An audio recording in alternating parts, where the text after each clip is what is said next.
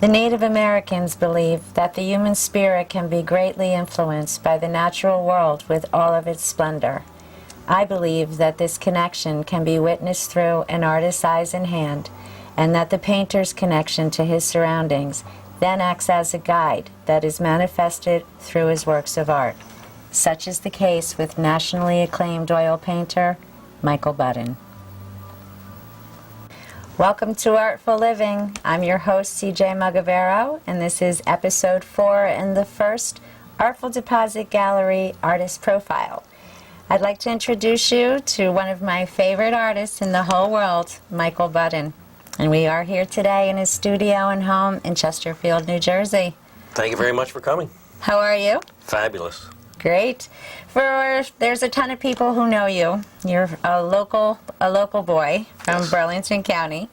You were also schooled at both Mercer County Community College and what is now the College of New Jersey. Correct. Your family was from this area? Yes. Okay. Yep. But what I don't know if everyone realizes, you've had at this point almost 2 completely different careers. So what were the years that you were a wildlife painter? After graduating college, about 1980, I was always interested in painting landscape, and I didn't really want to put people in at that point.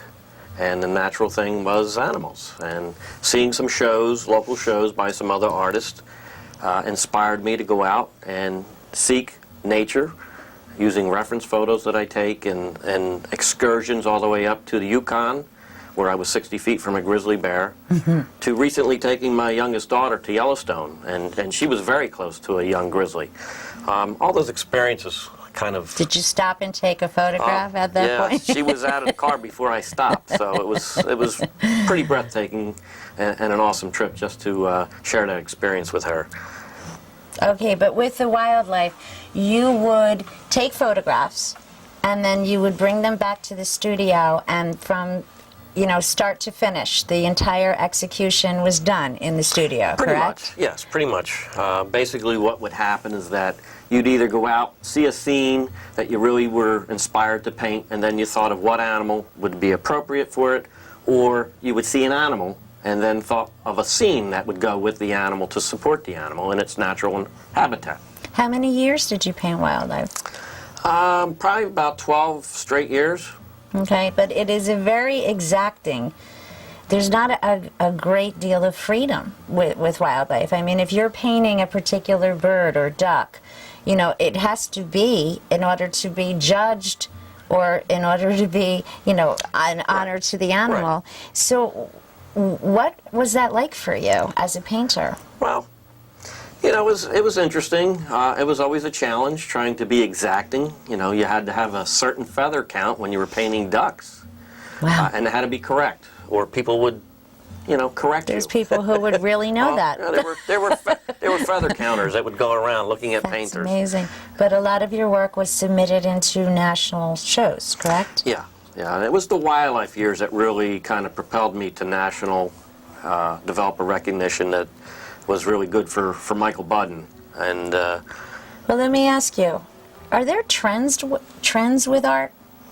Like there was a lot of Native American, Southwestern art that was very popular in the 80s. Right. Do you remember all of that? Sure. A lot of cinema was about Native Americans, and I'm just wondering, did the wildlife, or did it manifest in the 80s, or is it still as strong today? No, I think you're correct in saying that back in the 80s was a really strong period of growth and a lot of interest in nature. The Earth Day was really big back in the 80s. That's great. And, that really kind of propelled a lot of interest. The 90s, currently there doesn't seem to be as much an interest in that kind of a market. For me, mainly my interest is more just with landscape and cityscapes at this stage. What happened to you? I mean, what happened that all of a sudden you pretty much left doing wildlife, completely, and now you're a fabulous plein air and landscape painter? Well, there was a couple things that happened. Number one, getting a little bit older, my eyes have changed. Maybe not so interested in painting exacting detail anymore. Counting feathers in a duck's wing, just to me isn't what really art is all about. It's more of the emotional aspect, trying to bring something across to the viewers on that level. So sometimes you do go out and you take your own photographs. You never work from someone else's, and I think it's a seasonal thing. You said at one time. I mean, you're not going to go out in the dead of winter all the time and tool around in a field, but you do finish in the studio. But then there's this wonderful love with plein air painting. Yeah, that happened about 1989, 1990. Being with the wildlife group out in Wisconsin, one of the artists was from Montana.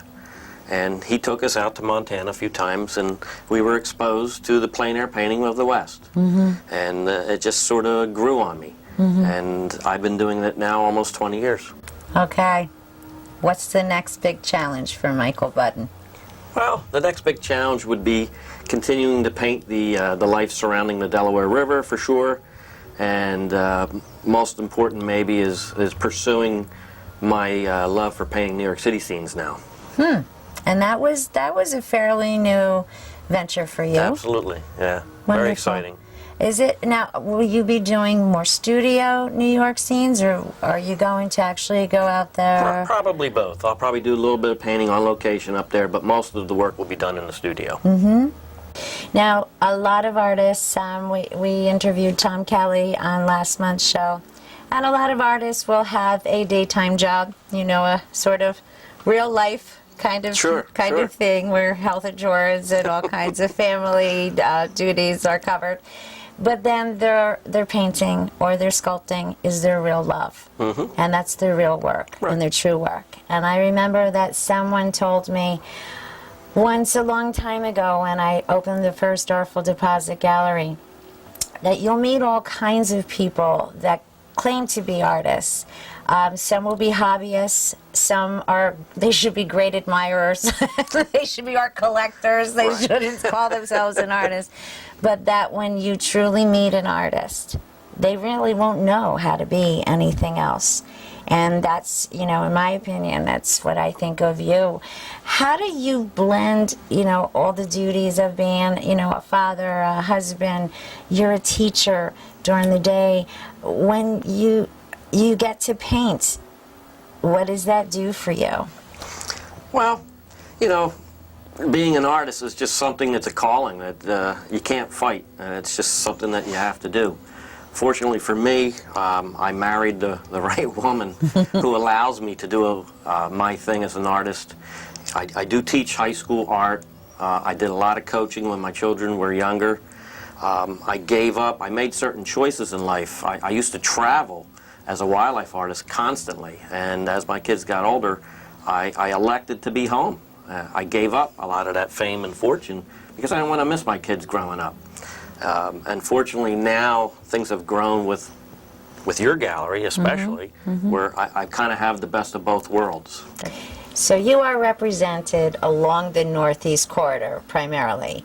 You also submit your work into juried exhibitions and, nationally acclaimed, juried shows, which led to a fabulous purchase award at the Sal McIndoe Club in New York City. And that really was something for someone your age at this point in your career. So congratulations on that. Thank you. What do you want to be remembered for? When people look back at your work 100 years from now, what do you want them to say about Michael Budden? Maybe that there was a truth to my art, sincere. And painting Friday nights at CJ's.